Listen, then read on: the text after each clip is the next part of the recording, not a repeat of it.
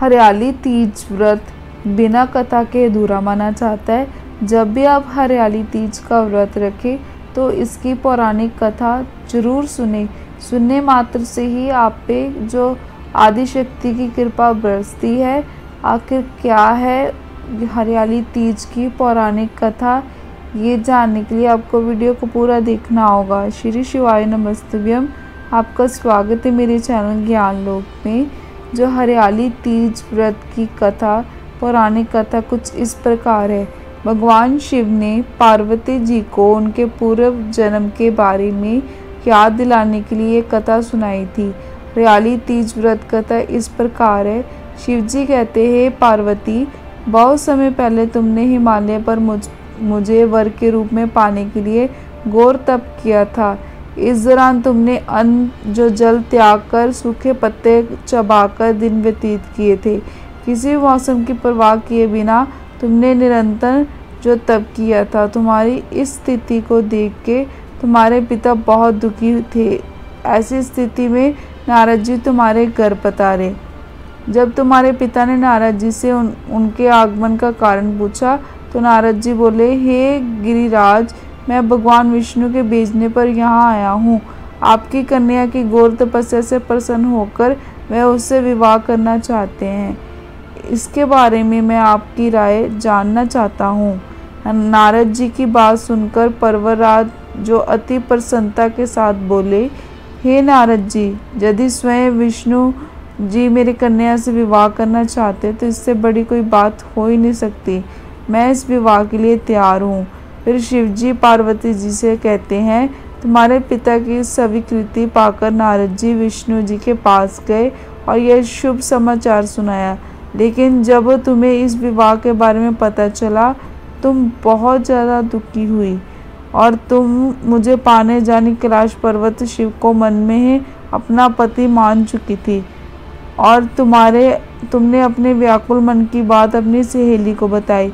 तुम्हारी सहेली से सुझाव दिया कि वह तुम्हें एक घनघोर वन में लेकर जाए और छुपा देगी और वहां जाकर तुम शिव जी को प्राप्त करने की साधना करना।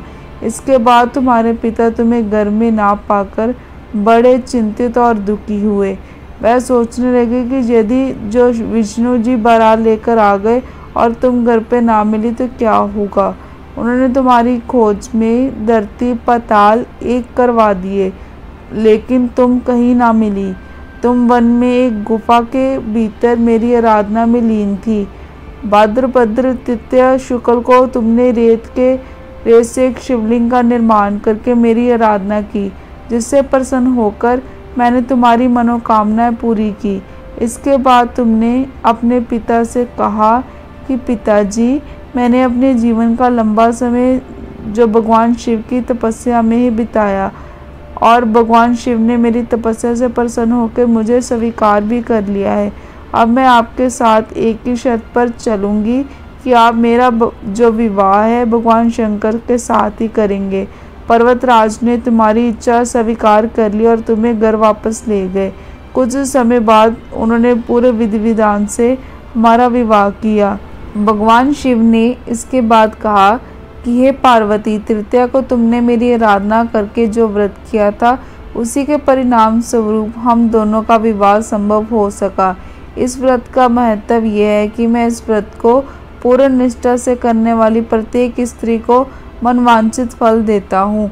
भगवान शिव ने पार्वती जी से कहा कि इस व्रत को जो भी स्त्री पूर्ण श्रद्धा से करेगी उसे तुम्हारी तरह अचल सुहाग प्राप्त होगा।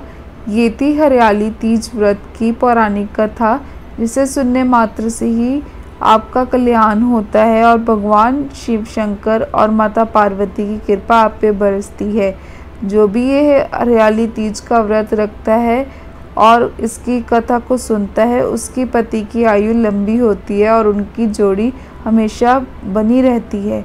और वीडियो अच्छी लगी तो वीडियो को लाइक और मेरे चैनल ज्ञान लोक को सब्सक्राइब करना मत भूलना।